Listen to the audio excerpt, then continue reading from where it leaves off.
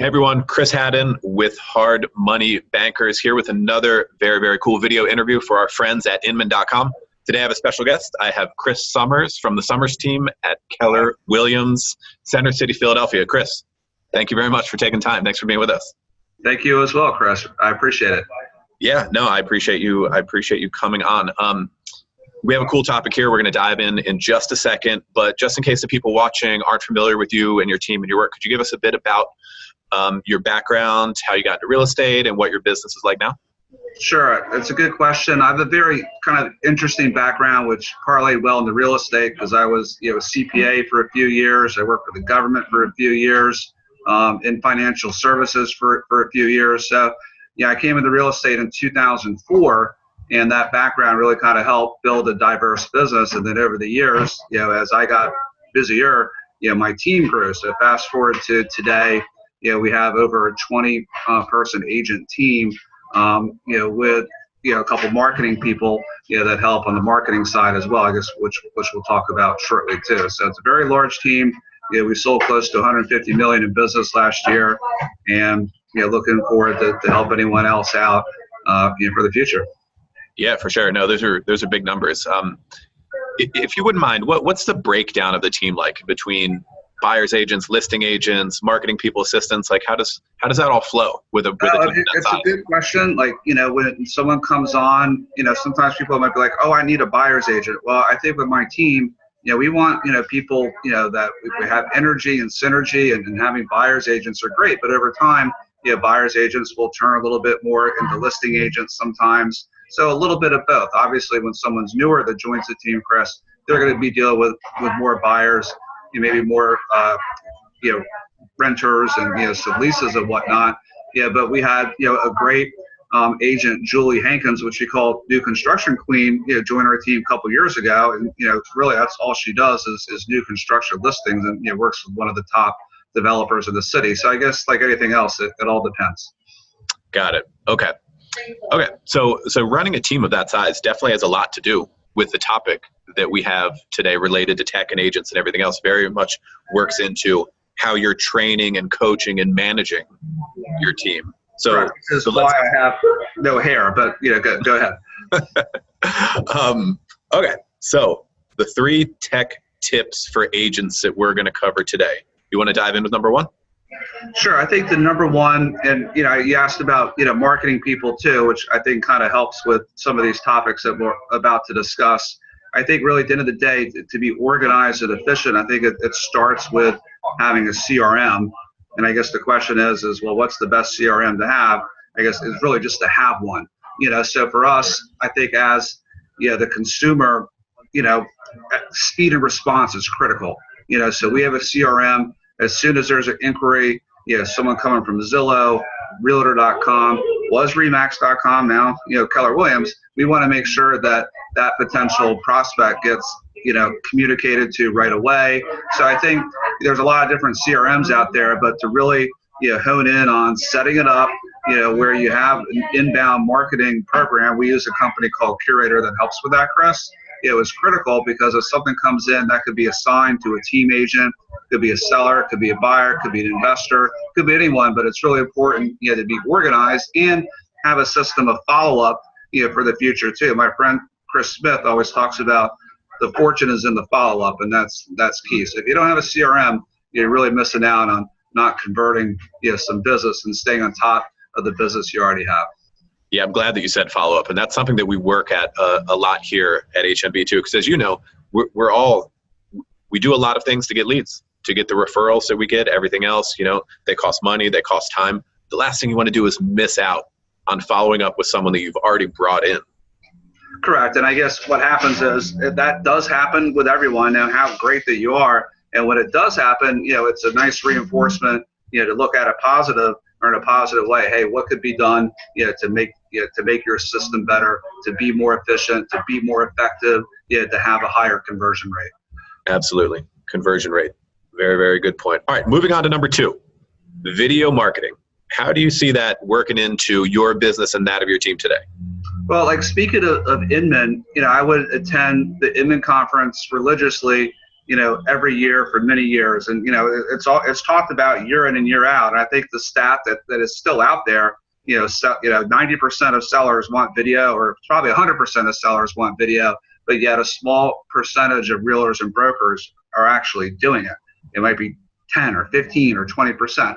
Obviously, that number is increasing a little bit over time, but the fact that it's a lot easier to do now, it's not as expensive as it used to be. Sure.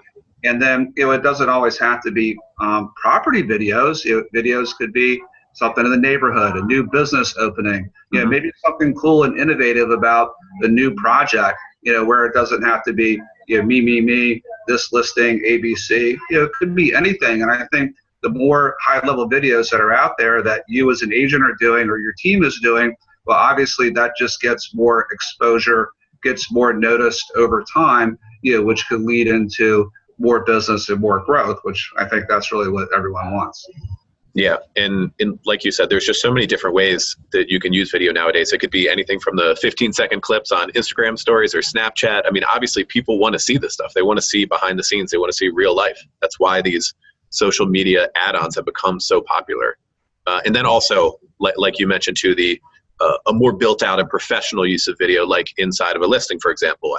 How do you guys do that? What do you guys do? Well, yeah, I mean, oftentimes, a lot of stuff that I do, Chris, is, I'll just get great third-party vendors and outsource, where applicable. So over the years, I've used, different, people who I've become good friends with, so different videographers will use for different aspects. Some will just do property videos.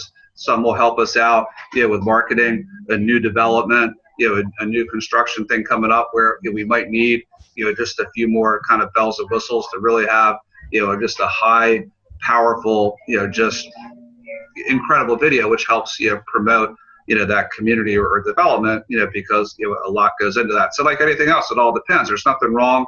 You're doing an open house, you're outside of a property. Hey, I'm at property ABC, check out this amazing feature. That's cool too. So it doesn't always have to be that very expensive video. It could be, those Instagram stories, like you said, or just a quick, Sure. Video, with your cell phone to talk about anything and everything.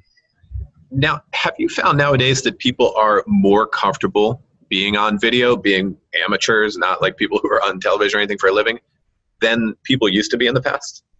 I mean, I know that question comes up a lot. I mean, only that specific individual can answer that. I guess what I do know is this, is if people are in sales and if they're in marketing, if they continue to be fearful and don't embrace the opportunity, it's only going to hurt them over time. And the people that do, it will benefit them over time. I know for myself personally, my wife and my assistant Teresa, who just walked out, I guess because of the video, they would kind of rag on me where I'd be like very monotone. This is Chris Summers. This is, right. And maybe I was a little nervous at first, but over time, I guess the more you do it, at least with myself, as I become much more just relaxed, I'm engaged. Sometimes my video guy will call me One Take Chris, because literally I would say a few things, boom, we're done, we're on to the next thing. And that wasn't the case at first. So I think like anything else, practice with whatever it is, basketball, weightlifting, videos, practice makes not perfection, but improvement. 100%. And we've experienced that too. We started being on video many years ago, and you cringe when you watch the old ones, but Sure. No, for anyone watching now, like, it's very true that just get a few reps in, you'll get used to it. You'll get used to hearing your voice and like seeing yourself, and then it's really not that bad. And you don't have to be a professional actor or actress. Yeah, and not for nothing, I think the consumer people, there's nothing wrong with being genuine, and over time things get a little bit better. And I think the people that are looking for that perfect content to get out there, it doesn't have to be perfect. It just needs to be informative, relative, something interesting. If the video's not perfect, not the end of the world. It's, it does have a longer shelf life, obviously. That's that evergreen concept, but you just got to get it out there and move on to the next one. I totally agree. Totally agree there. Okay, so on to tech tip number 3, a fully built out web presence for an agent or for a team. What does that mean to you? I mean, to me, it means a couple different things, and obviously certain things are going to work better, with some agents and some brokers, than others. But, for the Summers team specifically, it's always been really important for us to have, just a powerful landing page. So when I think of that, I think about a website. So with us, it's thesummersteam.com. With that, we have our blog on there. I was a very active blogger, back in the active rain days. Not as much anymore, but that's okay because, like sometimes a blog could be, a Facebook post or, sharing, curating, other content and so forth. But, so website, blog, and then obviously your powerful social media presence that can be built over time, through, everyone knows, the Facebook, the Instagrams of the world, the LinkedIn, if they use Snapchat, whatever that might entail. Twitter, is having, that larger audience to be able to use some of your great content, whether it's video, photography, some copy, some links from your website, to be able to kind of put it all together. Because oftentimes I'll go on a listing appointment and I'll ask like the seller, like, well, why did you contact me? And they'll be like, well, I see you everywhere on the internet. So what does that mean? I mean, I'm not going to go into, well, what exactly, was the site, but I know what it means is like over time, people is building that brand presence, and everything that I mentioned is really all part of building that larger online web presence. But it's also important to be genuine. So when people meet you offline, you're basically the same person. And I get that all the time. Chris, I know you already. And then you meet them, you're exactly how you are, online. And I think that goes in both directions too. Yeah, that's a good point. And that's very applicable to the video marketing part of it too, is when you, suck it up, get on camera and start talking to people, they do feel like they get to know you over time.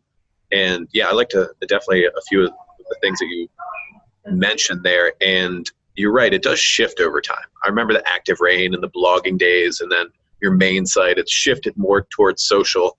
In essence, we just have to pay attention to where people are spending their time online and make sure that we're there too as business people, right?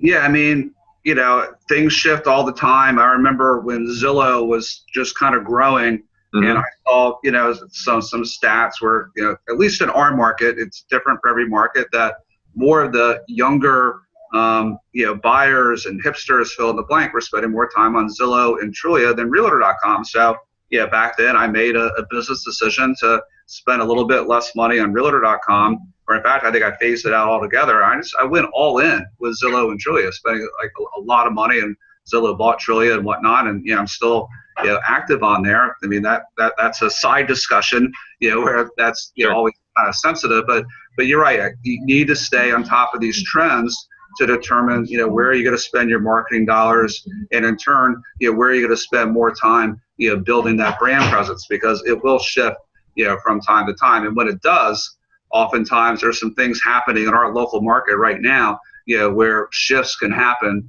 quickly. So it's important to be on top of that. So here's a little curveball for you. Any idea what the next one's going to be? The next trend where people are going to be migrating to in the next year or two? On the technology side? Yeah.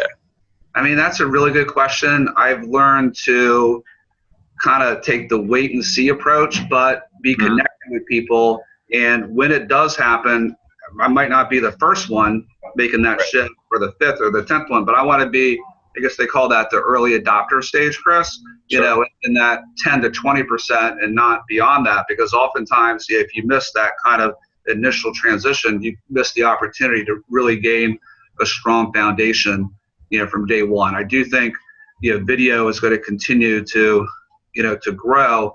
Obviously YouTube has the, the presence, and you need to kind of do your specific videos for Facebook too.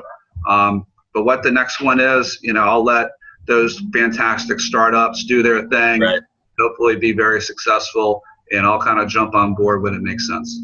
One that I'm curious to see how it's going to affect or be involved with real estate is voice technology, like Alexa and Siri and all that stuff that's getting more and more popular in, day-to-day consumer stuff. Business isn't quite there yet, but it's going to be, right? Yeah. I mean, I think, I won't mention any names.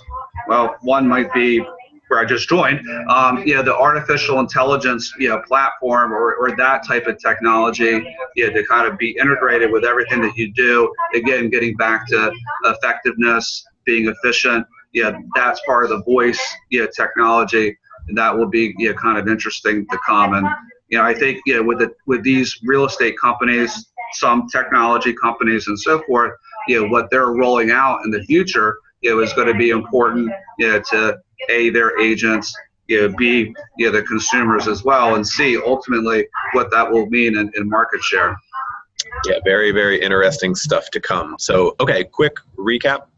The 3 tech tips that we covered today. 1 is have a proper CRM online, and don't forget about lead follow-up. Lead follow-up is absolutely crucial. The fortunes of the follow-up. Yeah, right. Yeah, absolutely. Video marketing can mean a number of different things. It could be a quick Instagram video. It could be doing fully professional videos for your listings. But whatever it is, get yourself on video. Suck it up and get used to it. If someone wants to see a new construction, couple cool videos, this is my quick little plug-in, some shameless self-promotion. We have some cool videos on KensingtonCourts.com. It just spells like it sounds, KensingtonCourts.com. Okay, so a good example of using video marketing for listing, KensingtonCourts.com. And the third tech tip was a fully built-out web presence. Your landing page, your main site, your profiles on Zillow. Like, people definitely pay attention to those things, and of course social media as well. So those are the 3 tech tips from Chris Summers and the Summers team. Thank you again for being with us. Where can people check out more of your stuff, learn about your team and your business and everything else?